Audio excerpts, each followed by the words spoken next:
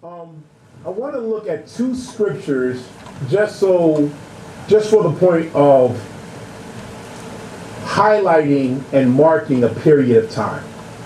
So the two scriptures that we're going to look at come from the book of 1 Samuel. Turn to 1 Samuel chapter 16. 1 Samuel chapter 16. Y'all stick with me because we're going to jump around a little bit. Of course, as always, because we are a teaching ministry, we are going to have some scriptures. I will highly encourage you to write down the addresses. If you cannot turn to them all, write them down so that you can fact check after service to recognize that what we're telling you is in the Bible, not in our minds, not in our flesh, but it's in the Word. 1 Samuel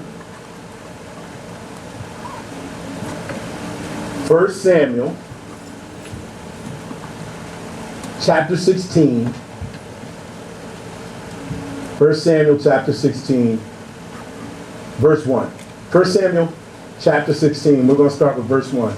Verse 1 reads, and I will be reading, I'm going to read out the Amplified. The Lord said unto Samuel, how long will you mourn for Saul, seeing I have rejected him from reigning over Israel? Fill your horn with oil. I will send you to Jesse the Bethlehemite, for I have provided for myself a king among his sons. Then if you jump down to verse 10 through 13, still in the book of 1 Samuel chapter 16, verse 10. Jesse made 7 of his sons pass before Samuel. And Samuel said to Jesse, the Lord has not chosen any of these. Then he said to Jesse, are all your sons here? Jesse said, there is yet the youngest. He is tending the sheep. Samuel said to Jesse, send for him, for we will not sit down to eat until he is here. Jesse sent and brought him. David had a healthy reddish complexion and beautiful eyes, and was fine looking. The Lord said to Samuel, arise, anoint him. This is he. Then Samuel took the horn of oil and anointed David in the midst of his brothers, and the Spirit of the Lord came mightily upon David from that day forward, and Samuel arose and went to Ramah. So we see in this section of scripture that God told the prophet Samuel to go to Jesse's house to find a king. And he found a king named David and anointed David to be king. Now, go to 2 Samuel, because I'm still marking a time period or an era so that we can get on ahead with what God really wants us to get into. But I got to identify the era because you may want to go back and really dig into everything that I am about to go through. 2 Samuel, chapter 5. 2 Samuel, chapter 5.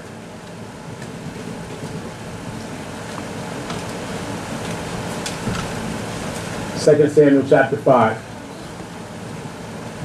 And I'm going to read verses 1 through 3.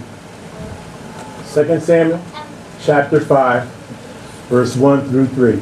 I got to get y'all the Bible first, and then we're going to talk. But I need y'all to see that this is his word, not mine. And again, I'll be reading from the Amplified. Verse 1. Then all the tribes of Israel came to David at Hebron and said, behold, we are your bone and your flesh. In times past, when Saul was king over us, it was you who led out and brought in Israel. And the Lord told you, you shall feed my people Israel and be prince over them. So all the elders of Israel came to the king of Hebron, and King David made a covenant with them and said before the Lord, and they anointed him king over Israel. David was 30 years old when he began his 40-year reign. So I wanted to thus concludes the reading of the scripture. I wanted to show you that so that you can have an idea of when David was originally anointed to be king and how long he had to wait till he actually occupied the throne. A whole lot had to happen for David to occupy the throne. I know I haven't given you the subject yet, but when I give it to you, y'all gonna have it unless you already got it off of Facebook. But once I give it to you, y'all gonna get it. But our two focal passages, they identify two important milestones in David's life. The first being the moment when he was chosen and anointed to be king over all Israel. And as I stated previously, the second being the moment where he actually occupied the throne and became king over all Israel. Here we see the beginning when he was anointed and the end when he occupied the throne. So we see the beginning and the end of a process. Okay? We see when the process started, when God said, there's your king, to the process ending where they crowned him and anointed him to rule over all. But from the beginning rather, to the end, there was a whole lot of things that David had to go through before he occupied the throne. Even before they came to anoint David, David was overlooked because he was busy out in the field shepherding the flock. While all the other brothers were at home, easily available to daddy, David was out there taking care of the sheep. A part of the story of David says when he used to be out there, watch this, pay attention, taking care of the sheep, there was a time where he had to kill a bear and he had to kill a lion with his bare hands to protect the sheep. Shortly after the visit from the prophet, David would be summoned to the king's court. Initially, it was because of his music ability, but soon he became the king's armor bearer. He became the king's right-hand man. We all know the story, or most of us should know the story, be familiar with the story of David and Goliath, right? Yeah, David and Goliath. Nobody else wanted to deal with Goliath. But just like when David was out in the wilderness shepherding his father's flock, killing lions and killing bears, when it came to Goliath, David killed him too. David was such a dynamic person and such an awesome warrior that he became best friends with Saul's son Jonathan. I'm taking you quickly through all the stuff that happened from when he was called to when he was crowned. He became best friends with Saul's son, and Saul's son loved David so much that he actually gave David his royal robe. He gave David his weapon. He gave David his garments. He gave David his girdle. He gave David a shepherd royal garb just based on their relationship. Saul saw the warrior David was, and he promoted him and moved him into the palace. He moved him into the palace. Now, I'm going to go back and check all this stuff out. I'm giving you the quick version. Saul set David over the army. He set David over the army. He made David a general. It was David's job to go out and fight for the king. Right? That's what generals in the army do. They fight. They wage war. But what had happened was David would return from killing the enemies of the king, and the accolades that David received made Saul jealous. Right? Saul got jealous. Saul got so jealous that he even set David up to fail in battle. He said, David, I'm going to let you marry my daughter. And David was like, well, I don't have any type of endowment to give you for your daughter, because that's how it was done back in the day. So Saul was like, just bring me back 100 foreskins of the Philistines. Y'all need to know what foreskins is. I can tell you exactly what that is and why the Philistines still had them, because in that day, Philistines didn't get circumcised. So they used that as a sign of how many Philistines he killed. And Saul did this strategically because in his mind, in his carnal understanding, he did not think that David would be able to kill 100 Philistines, but that he would surely die in battle, and then his problem with David would be no more, and he could be the best warrior again. He set David up for failure, but what did David do? Saul said, bring me back 100 foreskins of the Philistines, and you can have my daughter. David brought back 200. Like, y'all ain't gotta listen to me. That's why I gave y'all the whole thing, because y'all go. David said 100. I'm gonna show you how I roll. I'm gonna show y'all. He brought back 200, which further intimidated Saul, made Saul madder. Now, if I was Saul, I'm a little different, and I was the king, and I was like, this my warrior. I can hang my sword up and just let you go out and put in that work. But Saul wasn't like that. Saul didn't like how they sang the songs about the number of people which David sang. It made him insanely jealous with David, to the point that he tried to kill David. He actually threw his javelin at David when he was in the castle. Then David had to flee. David fled. Saul sent assassins to kill David. He sent assassins to kill David, but David's wife, the king's daughter. What? You hear that? First he had the king's son, now he got the king's daughter, and the king's daughter was like, babe, you got to get up out of here, because they sent assassins to come get you. And he got away. It was so bad that David had to leave the city that the king brought him to and live on the run like a fugitive. Had to live on the run like a fugitive. Imagine going from tending sheep in the field to living in the king's palace and marrying one of the daughters and becoming royalty to having to live in a cave. That's what happened in this process. From being with family, that can mess you up mentally. That can mess you up in your head, because all you did was what you were told to do, and this is the thanks you got. One might even say, look how the mighty have fallen. You ever hear that person? You're doing good, and then some circumstance happens outside of your life, and it causes you to take a step back, and everybody be like, look how the mighty have fallen. But listen what happens.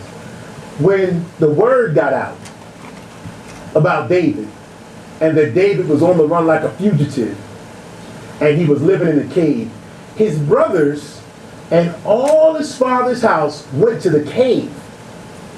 They went to the cave, and all the men that felt like they were in debt to David because of his battle feats and the way that he treated them as he led them, they went to the cave.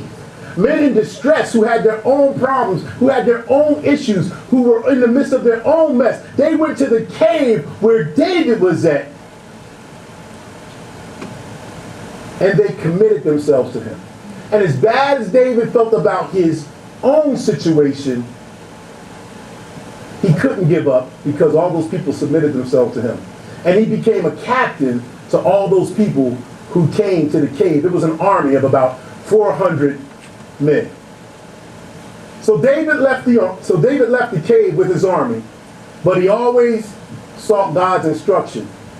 And God led David to continue to kill the Philistines for nations.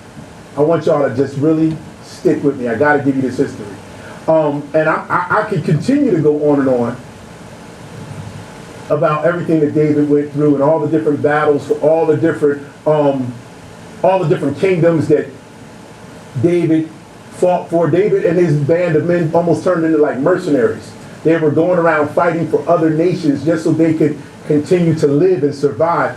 But what I want you to see is King Saul was the anointed king at the time.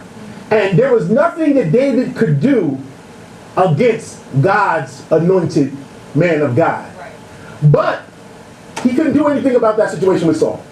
He couldn't do any. Saul was the king. He could not do anything against Saul. But all the other stuff that David was dealing with, he could do something about that. So even though he couldn't deal with Saul, David continued to keep doing what he knew how to do. David killed enemy after enemy after enemy, all while trusting God with the enemy that was trying to kill him. He kept killing enemy after enemy after enemy, and he trusted God to take care of Saul. So many times in David's life, it seemed like he was heading in the opposite direction from the throne that God had told him he would occupy. But this was all while David was doing the right thing. So, with all these things going wrong that David had no control over, David continued to trust in God. Yeah. And y'all ready? Yeah. And he kept killing Ish.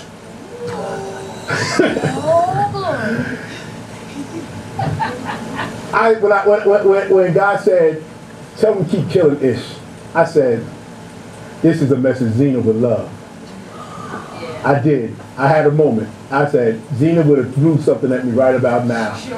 And just in case you don't know, we talk a little different under the L. Right. So if you offended by real talk, you might want to, just go watch Joel Osteen or something like that. But what God told me, he said, David kept on killing Ish. When they found David, he was killing Ish. He's killing bears and lions. Right. When they called David to live in the castle, he was killing Ish.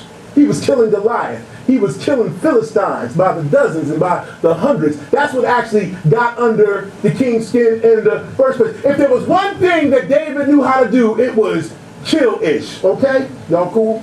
I know y'all like, oh my goodness, where is he doing with this today? Y'all know I got you though, right? But think about it. Think about it. Now think about it for a second, because I want to make sure you get it. Think about your life. Think about your dreams. Think about what God says you can have versus what you've been getting. Think about who God says you are versus how you're presently being treated.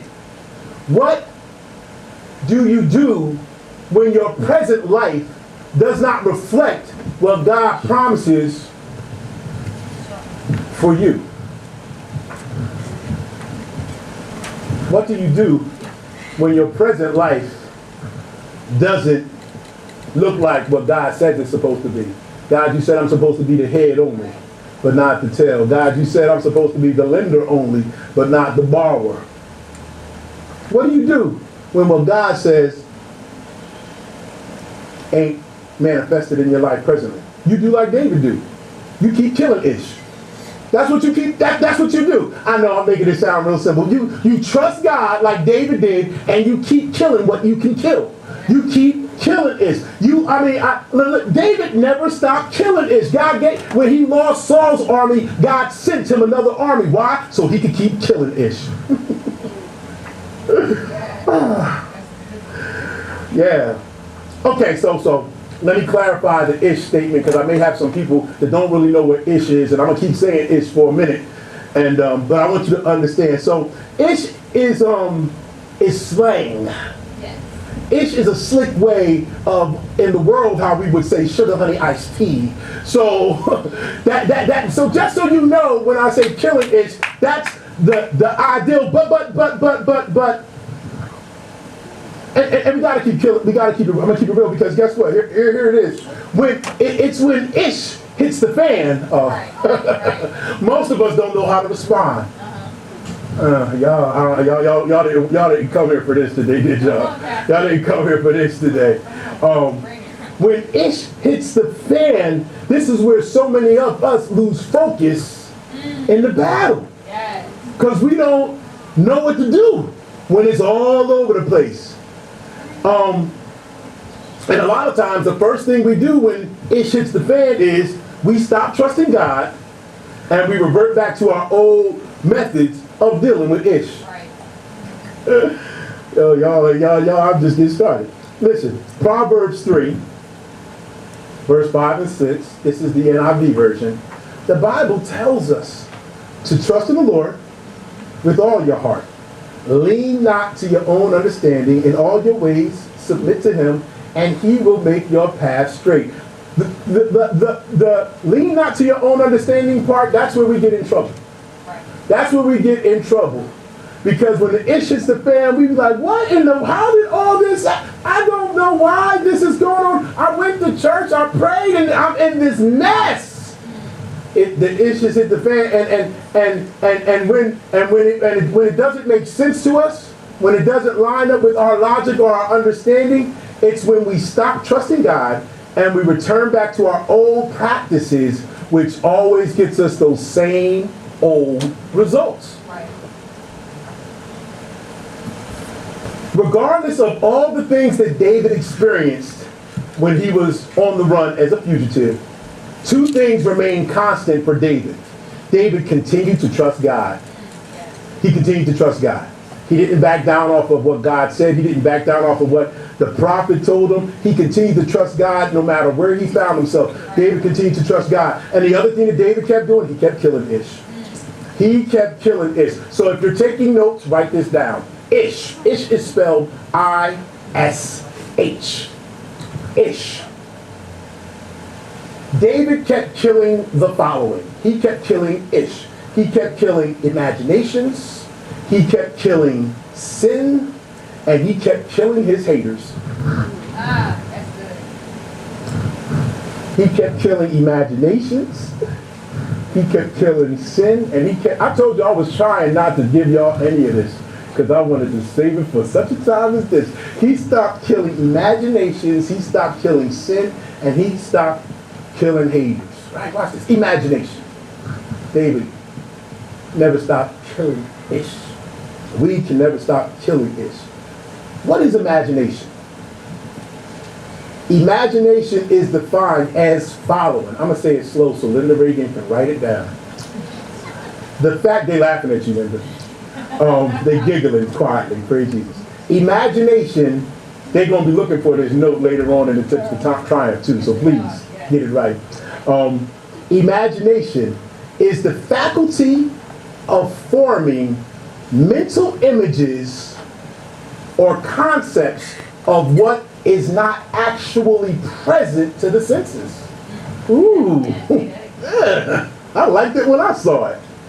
The faculty of forming mental images or concepts of what is not actually present to the senses. You ever let your imagination run away from you? You ever let your imagination get the best of you? You ever been with... here's a good one. I'm going to make this one up. I'm going to use my imagination to give you a good example. You ever phone ring, you with somebody, you look at the phone, you just turn it down and hang up and don't answer it, and the other person be like, who was that? It wasn't nobody. No, it was somebody. Imagination. Gone. 0 to 100. Oh no, why didn't you take that call? Why didn't you take that call? Why did you just ignore it? It wasn't nobody. Let me see your phone. I told you it was imagination going crazy. You done messed around, got all bent down and shaped, and the phone ring again, and do the same thing. Why ain't you taking that call? Come to find out it was a telemarketer. But you imagine, look at you, you're like, oh, that just happened. I know my audience here. I do that. I told you it was nobody. I don't know nobody from New Mexico. Why are you stressing me? Right. Imagination. Yeah. Something that was not actually present, you done allowed to become something tangible. You got to kill Ish. Watch this. You got to take control over those imaginations. Look, 2 Corinthians. Oh, y'all thought I was just talking. I got scripture, of course. 2 Corinthians 10, verse 3 through 5. For we walk in the flesh. We walk in the flesh. But we do not war after the flesh. For the weapons of our warfare are not carnal, but mighty through God to the pulling down of strongholds, casting down imaginations. Casting down imaginations. Casting down imaginations and every high thing that exalts itself against the knowledge of God, and bringing into captivity every thought to the obedience of Christ. You have got to control your imagination. Amen. You got to control your mind. You have got to take control over your thoughts. Yes. You have to control the mental images that you allow to form in your mind, the picture in your head that begins to influence the choice that you make. You have to do that. And the Bible tells you That is exactly what you're fighting. You have to cast down those imaginations. The minute you start thinking and dwelling and pondering and focusing on all this stuff that you have no concrete evidence of. I ain't messing with the women. I love the women. Mwah, my sisters and my mothers and my daughters. Mwah. But that women's intuition ain't always accurate. Amen. A lot of times it's based on a past situation that you're bringing into your present. You have to take authority over your imagination. Kirk Franklin made a song. His song, Imagine Me. Some of the lyrics in his song go like this. Imagine me, loving what I see when the mirror looks at me, because I imagine me in a place of no insecurities. Can you imagine yourself in a place of no insecurities? Or are you always insecure? I'm just reading the lyrics of Kirk Franklin's song, don't judge me. And I'm finally happy because I imagine me letting go of all the ones who hurt me because they never did deserve me. Can you imagine me? Can you let go of the ones that hurt you because they didn't deserve you? Or are you still stuck there? You can control your imagination. Kurt had lyrics. Can you imagine me saying no to the thoughts that try to control me?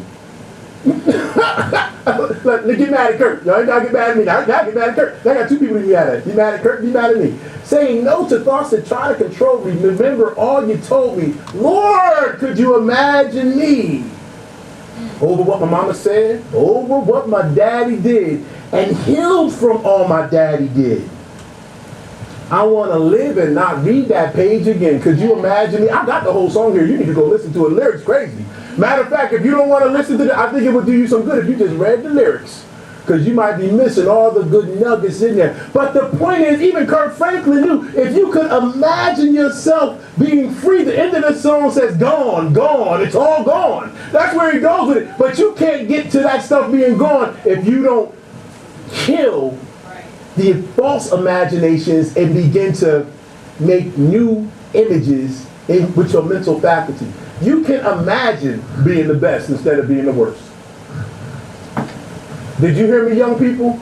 You can imagine being the best instead of being the worst. Amen. You can imagine the solution instead of focusing on the problem. Right. Do you ever focus on the solution or imagine the solution, or you just stuck looking at how big the mountain is that you gotta climb? You gotta imagine. See, because your imagination making that mountain bigger and bigger and bigger. And while you're doing that, you ain't even trying to find the solution.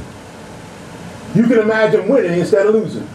I talk about the Super Bowl sometimes and the problem with Andy Reid and the Eagles.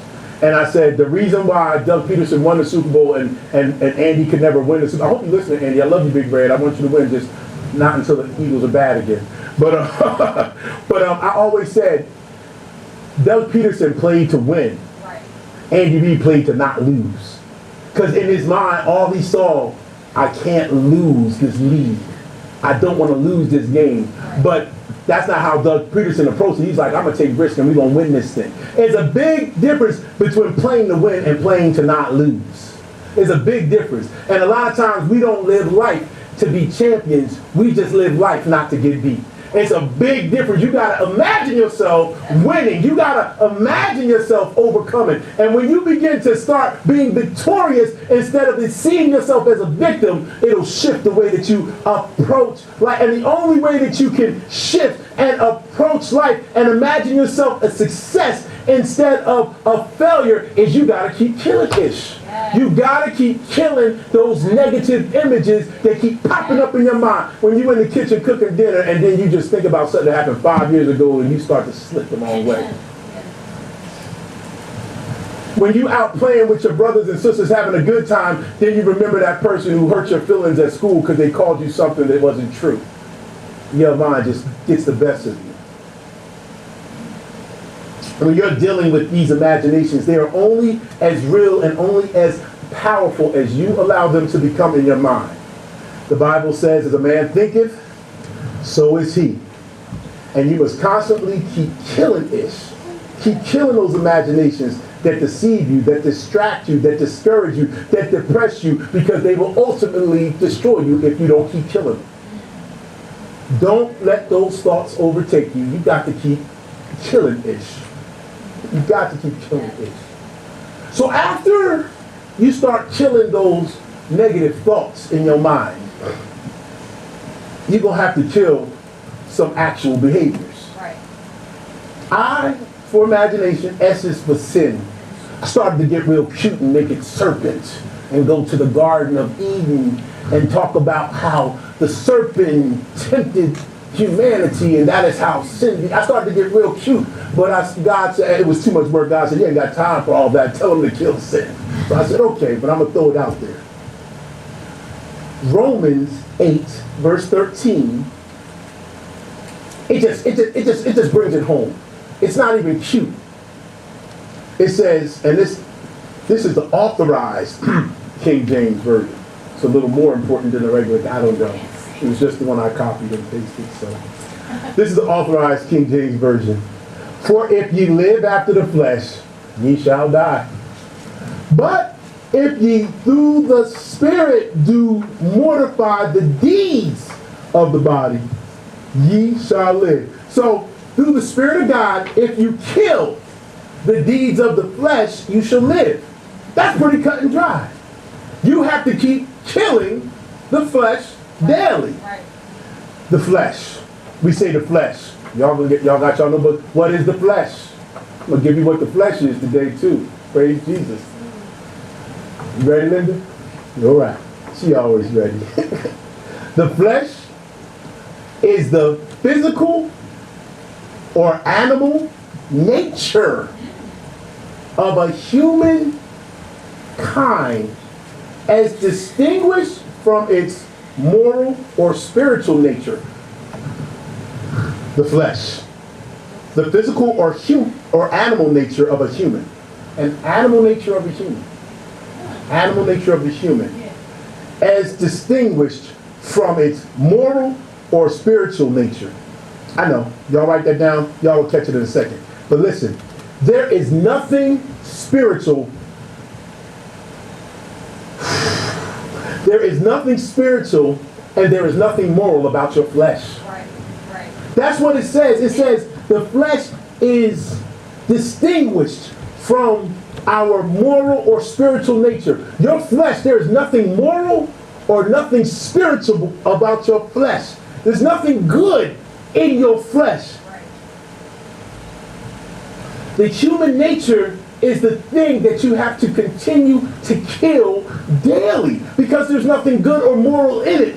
That is what you have to kill. The excuse for transgression, the excuse for falling short, the excuse for not hitting the mark and giving into temptation by saying I'm only human, it's not acceptable for those who are killing ish. Because you're killing that human nature. Right. Because that human nature is your flesh, which has no morality and no spirituality. It just wants what it wants. The urges of the flesh must be killed. You have to keep killing ish. Okay, let me help y'all a little bit because it's a toughie. So there's an old saying, right? A lot of times people say, accept what God allows. And mess that thing all up. This is an old saying. I don't have a scripture that says that. I just know people say it a lot. But I can say this, and I do have scripture on this. You say accept what God allows, but God only allows us to be tempted. Right. God allows us to be tempted. So you got to accept that you will be tempted. Satan came to God and God said, consider my servant Job.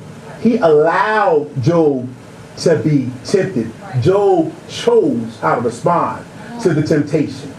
1 Corinthians 10:13, this is the New Living Translation. 1 Corinthians 10:13. The temptations in your life are no different from what others experience. The temptations in your life, Jakai, the temptations in your life, Christiana, are no different, Destiny, than temptations that anybody else has experienced. But God is faithful. He will not allow the temptation to be more than you can stand. And when you are tempted, he will show you a way out so that you can endure. Listen. I understand everybody's life is terrible sometimes, but you ain't the first person to lose a parent. You ain't the first person to deal with sickness. You ain't the first person to have a baby out of wedlock. You ain't the first person to be addicted to something. You ain't the first person. There is no temptation that someone has not already experienced. You ain't the first person to be bullied. You ain't the first person to be called ugly. You ain't the first person somebody walked up to on the playground and said, your mama's so fat. Right, come on. Come on. There is no temptation that somebody else has not dealt with. God allows the temptation, but it is our responsibility to understand that whatever temptation we see is not beyond our ability to resist. It's not beyond your ability, and it is your responsibility to resist. You ain't the first person that's been tempted to steal money out your mom's room. It's too real under the L. It's too real under the L. It's too real under the L. You ain't the first person that's been tempted to cuss and lie. You ain't the first person, listen, you ain't the first person that's been tempted to do something to fit in. Right. Like, I dare you to drink this beer. I dare you to smoke this.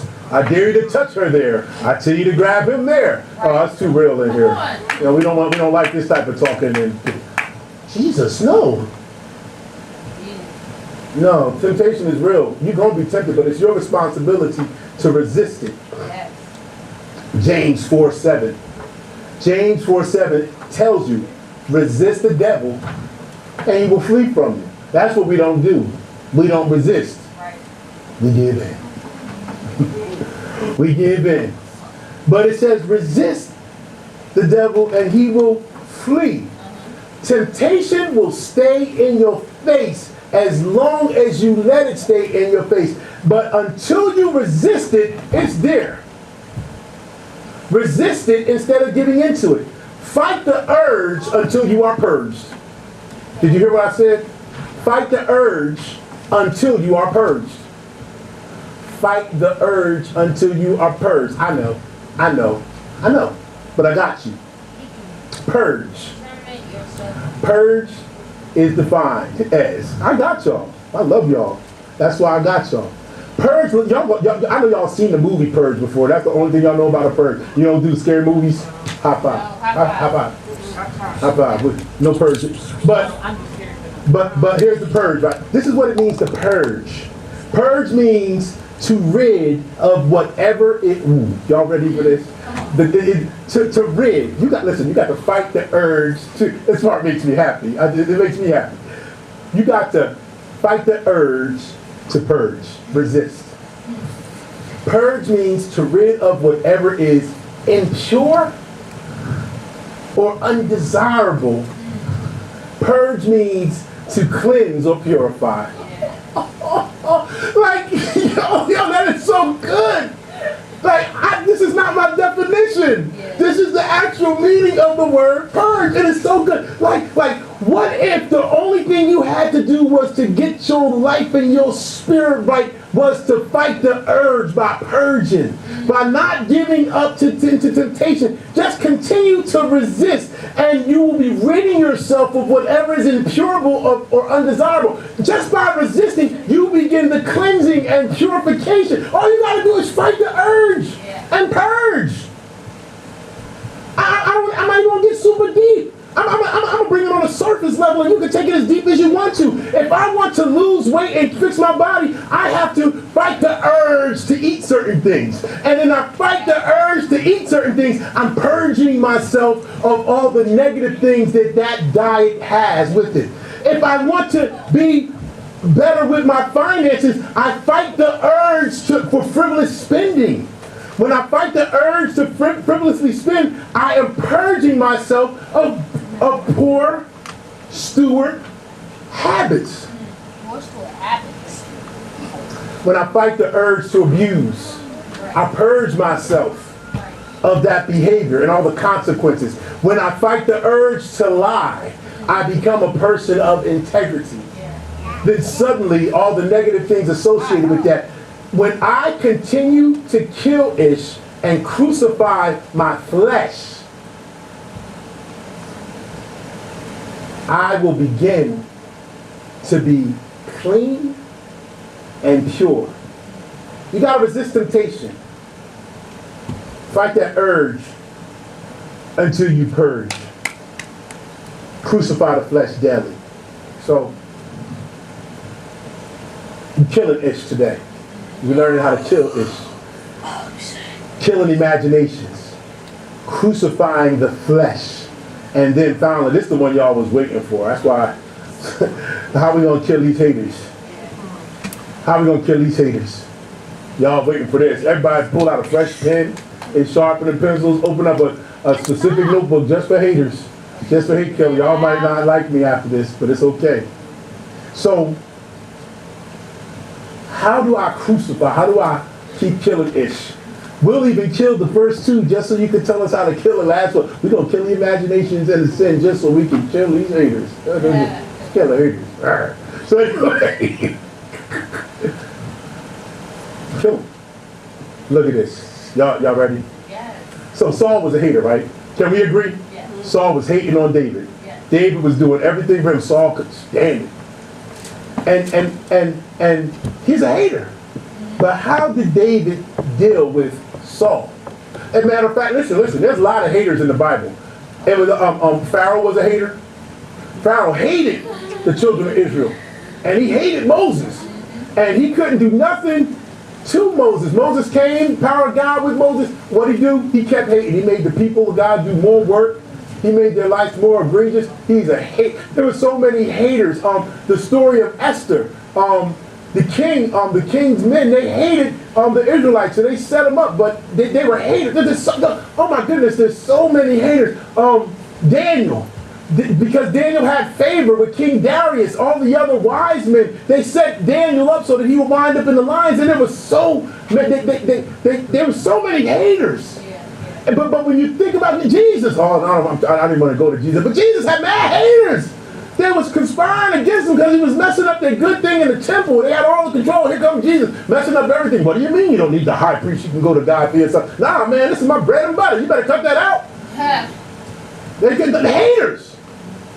But watch this. Look how all of them, look how all of them dealt with the haters. Y'all not going to like it because y'all like to deal with haters that old. So y'all like to deal with haters according to the flesh. And you got to cut the flesh so that you can deal with these haters in a way that does not include your natural animal instinct. Whew. Okay.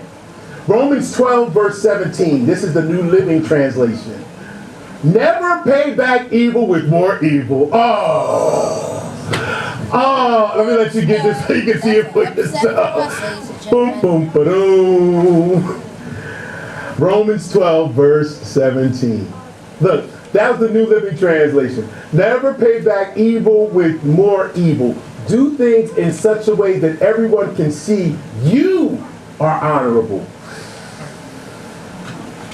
Ooh, never pay back evil for more evil, but do things in such a way that everyone can see you are honorable. The Passion Translation, no, pull out the Passion Translation. You know it's a problem when we pull out the Passion Translation here at House of Triumph. Passion Translation. Passion Translation. Y'all, I'm sorry. I'm not sorry. Passion Translation. Y'all put your shoes on, step on your feet. Never hold a grudge or try to get even. Never hold a grudge or try to get even. Y'all notice I don't get a lot of amens in the House of Triumph. The Passion Translation. Never hold a grudge or try to get even. But watch this. Okay. But plan your life around the noblest way to benefit others. Listen, now focus. Focus for a second. Because I don't want y'all to miss the whole message because of this one piece. Because I'm trying to show you how to kill your haters. Okay? So don't forget, we're talking about killing Ish today. But this is a part of it. Do you want your haters dead or not? Okay. Never hold a grudge or try to get even, but plan your life. Plan your life. Plan your life around the noblest ways to benefit others. What is a plan? What is a plan? How do you plan your life? A plan, I love this word. Y'all under the L, y'all should love this word. A plan is a scheme. Look at how sneaky now, right? A plan is a scheme or a method of acting or doing developed in advance. Okay. See, that's a part of the problem. You put together a plan in the middle of a storm. That's not a plan. Right. That's a reaction. Yeah. Oh, I can do this all day. That's not a plan, that's a reaction. But it says, plan your life around the noblest way to benefit other people. A plan is developed in advance. So watch this. I'm trying to tell you how to kill your haters. You got to pay attention. I'm trying to tell you how to kill your haters. So realistically, watch this. You kill your haters before your haters become haters. Because you have a plan. Right. So your plan is in place before the haters even start hating. Y'all got to get this thing. You got to get the thing. You kill your haters before your haters even. You kill your haters before you give your haters something to hate about, because you don't care about the haters. You care about your plan. You have to plan your life around the noblest way to benefit people. When you have a plan for your life, you can stick to the plan for your life. And then when things happen and things occur that you did not plan for, you can still stick to the plan. And just because you didn't plan for a flat tire, or your battery to go dead, or your fuel pump to die in your truck while you're at the book signing, just because you didn't plan for that doesn't mean God wasn't prepared for it. Right. Doesn't mean God wasn't prepared for it. So then if you have a plan for your life and you're doing something to benefit other people, and then something happens that you didn't plan for, you still stick to the plan. You don't have to get depressed because you got a flat tire. You don't have to get depressed because you don't have to pay hundreds of dollars to get this. You don't have to get depressed because now your medication causes this, because you still have a plan. Right. But when you don't have a plan, you don't have any hope. You don't have anything to hold on to. That's why you have to plan for your life, and the plan happens before the problem. The plan is not subject to the problem. The problem tries to influence the plan, and in this case, the problem is the hater. Right. And in this case, the problem is the hater. So when you're working your plan, and your plan is coming along good, when your kids are starting to be happy, when your house is starting to come together, when you're planning and you're working toward the promotion, when you're planning and you're getting out of debt, when your plan is start coming together, and then the hater comes along and they say, oh, you think you're better than me? That don't matter. I'm going to still work my plan. Right. I'm going to still work my plan. David killed Saul because David's plan wasn't to kill Saul. David's plan was to be the king. Right. David's plan was to live up to what he was anointed to do when he came out of the field from watching the sheep. His plan wasn't never to get engaged with all the praise that people were giving him. His plan was never to be worried about, but you know, the choices he made, he was persecuted, so he had to run. But he kept killing Ish and kept working his plan. So often we stop working our plan because of haters. David didn't have the physical ability to remove Saul. And when he had the opportunity, he didn't take advantage of it. Do you know who really killed Saul? My head. You know who really killed Saul? Who? Saul killed Saul. Saul killed Saul because Saul was anointed to be king, just like David was anointed to be king. But Saul was disobedient. And then after Saul was disobedient, Saul, want to know a little bit about Halloween? Saul went to witches so that he could see the future. And when that happened, God rejected him. And his whole kingdom began to crumble. Saul destroyed Saul. Let me tell you something about haters. Eventually haters will destroy themselves. And you don't need to get caught up with their foolishness. You keep working your plan and let the haters be, because eventually the haters going to run into the wrong person. They're going to hate somebody who's just as hateful as them. Right. And that's going to work. You understand that when you have a plan and your plan isn't in line with God's plan, we're talking about planning your life so that it's honorable to others people. When your life is planned, watch this. When your plan is a part of God's divine plan, then God has to move all the obstacles out of your way so that his plan comes to pass. David didn't have to remove Saul. Because God had already told him that the position that Saul had was his Yeah. in due season. So it was God's job to move Saul. Right, right. Do y'all understand that? It was God's plan. Right.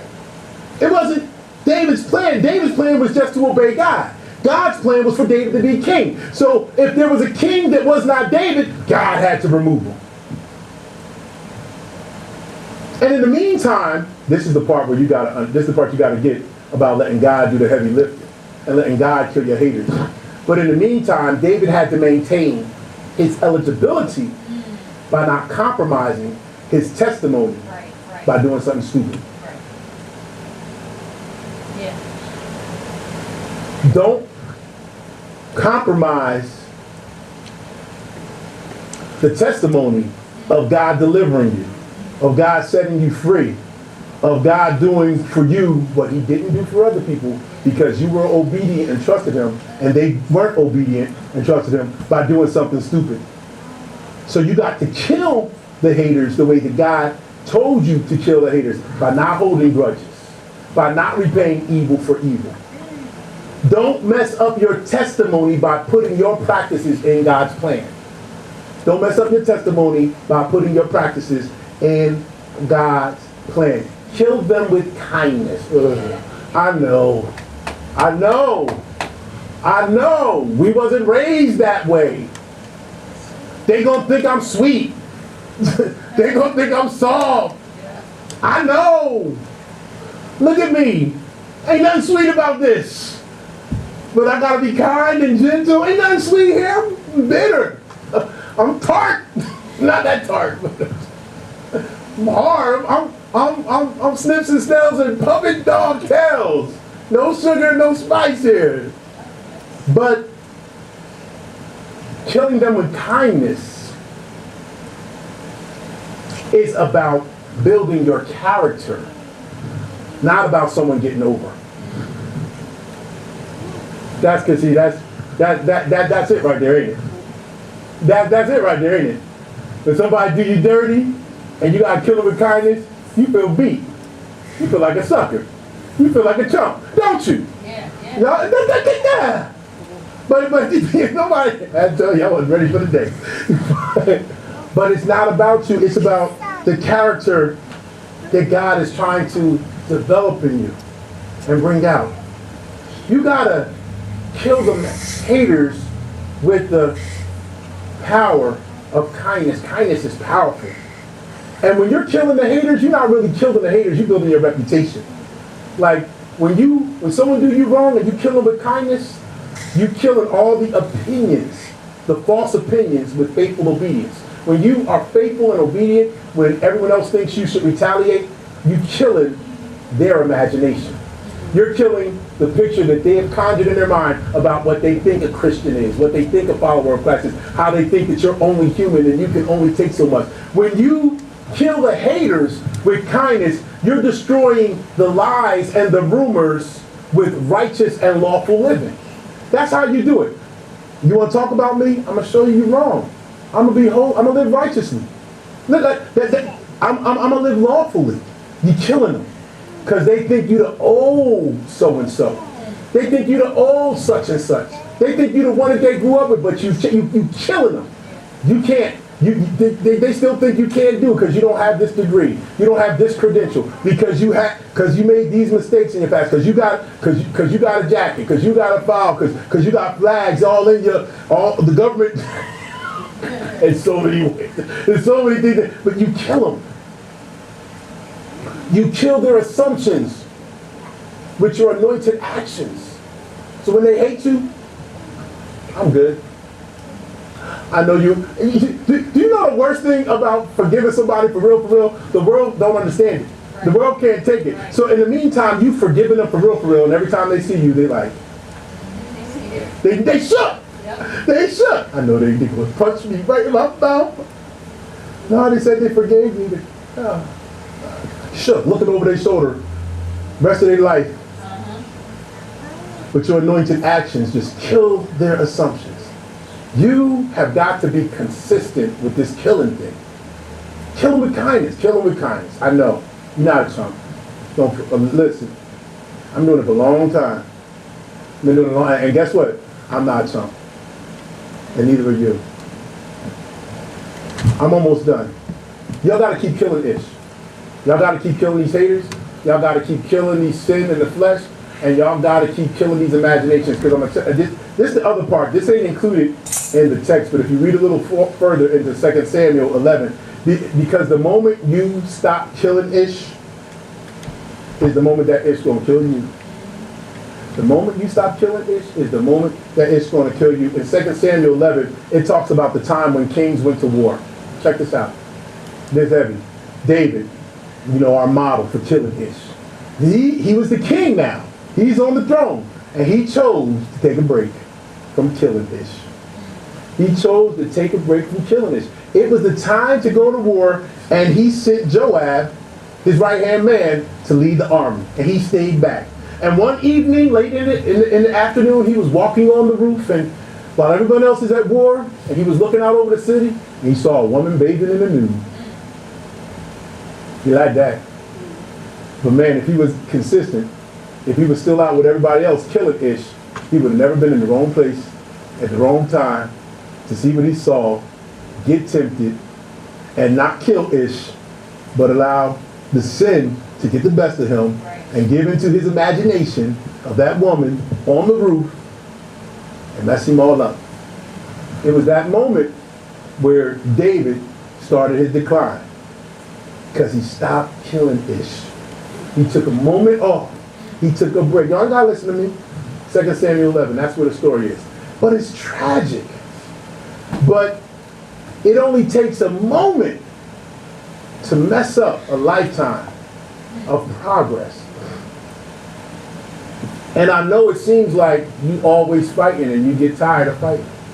I know it seems like that. But you gotta stay encouraged. I know it feels like there's always something else. You finish one battle and it's another battle after another battle after another battle. I know. It feels like you never get a break. It feels like you never get a break. I did too. I just carried a little better. Yeah, look at my hair. Anyway, but I want to encourage you. In this fight where you killing Ish and you keep killing Ish and you keep killing Ish, try not to focus on the problem so much and look at the progress. Right. Look at the progress. And I mean that. Stop looking at the problems and focus on the progress, because the progress documents your production in the process. I'm almost done. I know I was a little long today, but I wanted y'all to get this. Your progress documents or verifies your progress in the process. You cook fried chicken. Anybody know fried chicken? Fried chicken? I like fried chicken. The kids wake up when you talk about food. You know, so when you frying chicken, right, and the chicken is in the pan, it starts sizzling and popping, and then it starts to turn brown. It's like light brown. Probably not fried chicken like. I'm trying not to pickle those, like I'm just trying to use y'all skin tone just to give you an idea. But when it first starts to crisp up and you start to smell it, you get excited, right? You're like, oh yeah, chicken cooking, right? But you still know, like, if there's some blood still coming out of the fried chicken, it ain't done yet, right? It ain't done yet. But when you see it, when you see it start to brown, you actually start seeing the blood come out. You understand that progress is being made to the end result of fried chicken. Ain't y'all so proud of me I didn't use cake? You see that progress is being made to the end result of fried chicken. So when you see that, you don't take the chicken off the heat and take it out the pan. What do? You keep letting it fry. You keep letting it fry, but you keep an eye on the progress. Right. And you take note of the progress. So you can't get upset that you hungry now and the chicken ain't ready.